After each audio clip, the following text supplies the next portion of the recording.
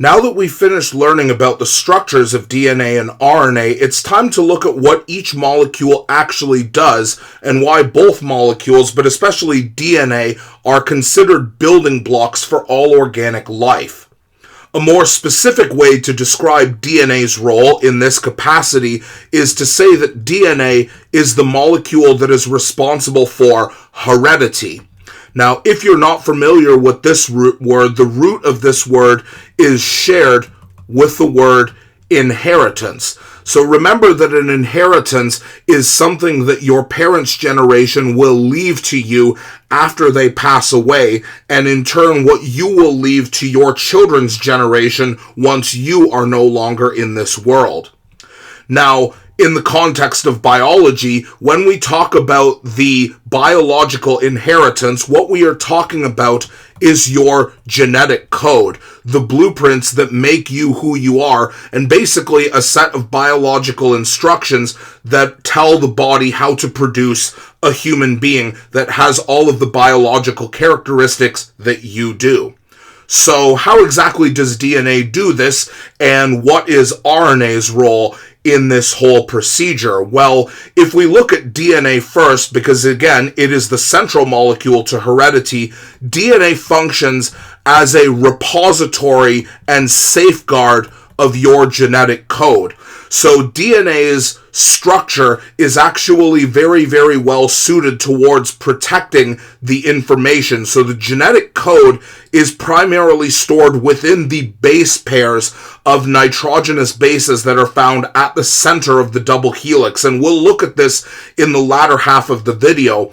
But in terms of its function of storage and protection, that function lies in the backbone. So remember that both sides of the DNA backbone contain the phosphate molecules, which have very, very strong negative charges. So DNA on the outside of its double helical structure has a preponderance of negative charges. Now, this means that any other negatively charged molecule, such as a base like OH-, is not able to come anywhere near DNA, and likewise, other molecules that may be toxic that are non-polar will also not be able to come anywhere near DNA because they do not have the ability to form an ion dipole force and attract to the phosphates. So the backbone of DNA keeps the precious genetic code in the base pairs protected from any outside hazards.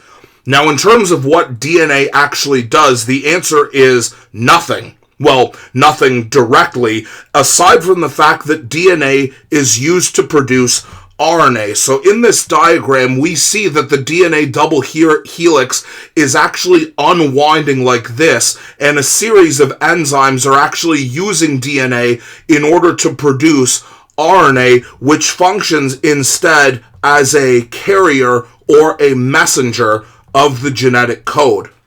So a little bit of background about where we find DNA and RNA inside of the cell. DNA is only ever found inside of the cell's nucleus. At least the cellular DNA is. You do find DNA in mitochondria and chloroplasts, but in terms of cellular DNA, it is only ever found in the nucleus and never leaves the nucleus except when the cell is in trouble, like if the nucleus is damaged.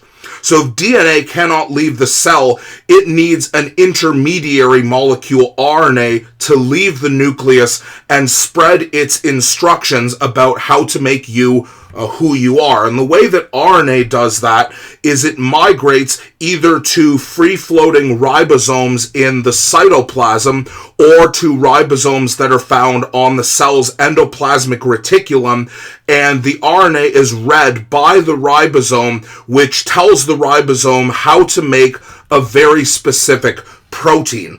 In fact, this procedure of DNA being a blueprint to make RNA and RNA being a blueprint to make protein is what we call the central dogma of biology, because all organic life on Earth relies on this process of DNA being used to produce RNA and RNA telling the cell how to make its own protein.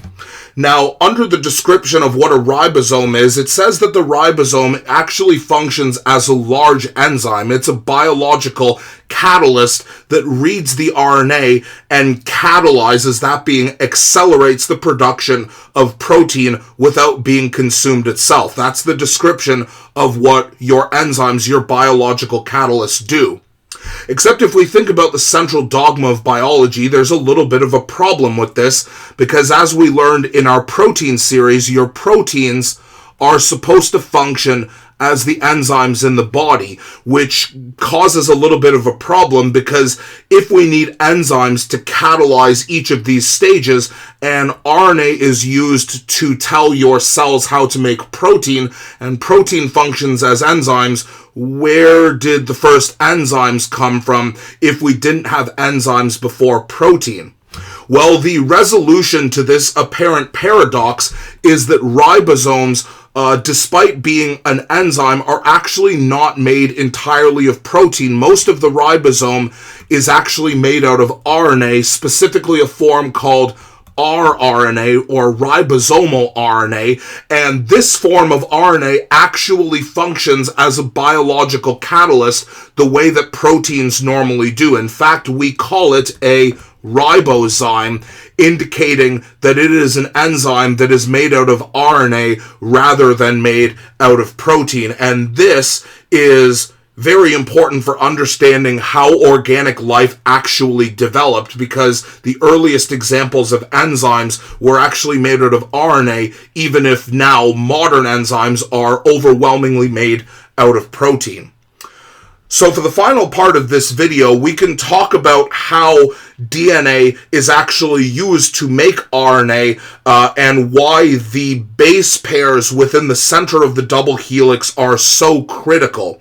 So to understand this, we need to understand that DNA has a front side and a back side, just like protein. So remember that the front is the 5' end, again referring to carbon 5 of the pentose sugar where the phosphate is found, and the back end is carbon 3 of the pentose sugar where an OH group is found. And understanding what is the front and what is the back is very critical, because DNA has two sides that are read anti-parallel to each other, meaning that as one strand of the DNA is read with the 5' end here and the 3' end here, the other opposite strand is read in the opposite direction.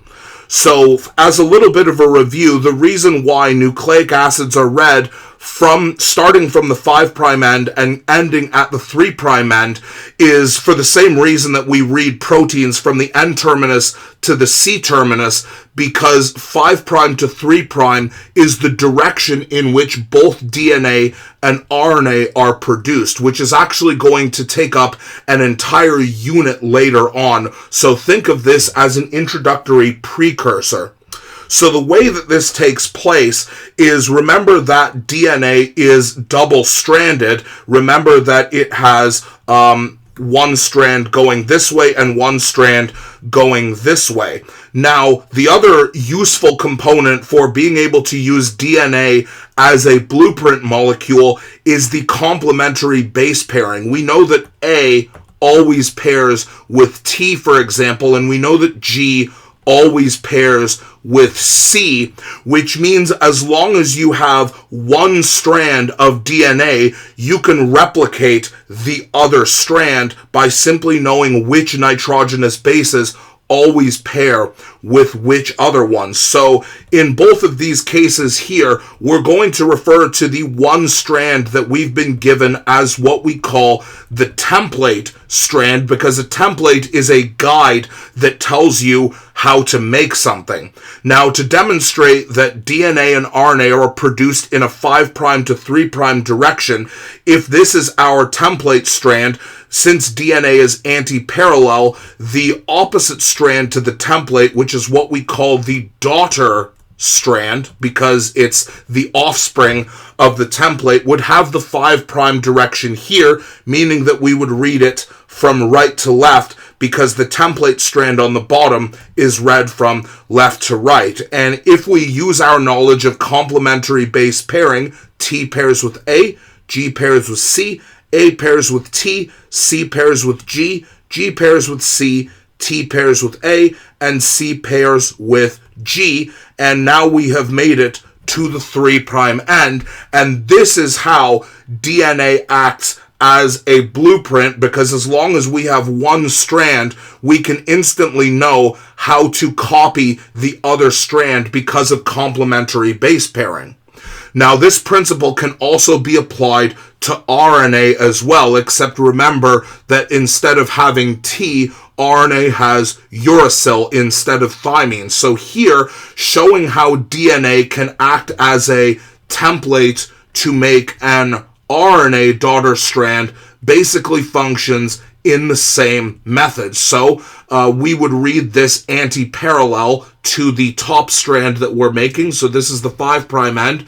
T pairs with A, G pairs with C, A because we're making RNA pairs with U, G pairs with C pairs with G, G pairs with C, A pairs with T, and C pairs with G, and that shows us how DNA can be used to produce an RNA strand, as well as how DNA can be copied in order to make the other DNA strand.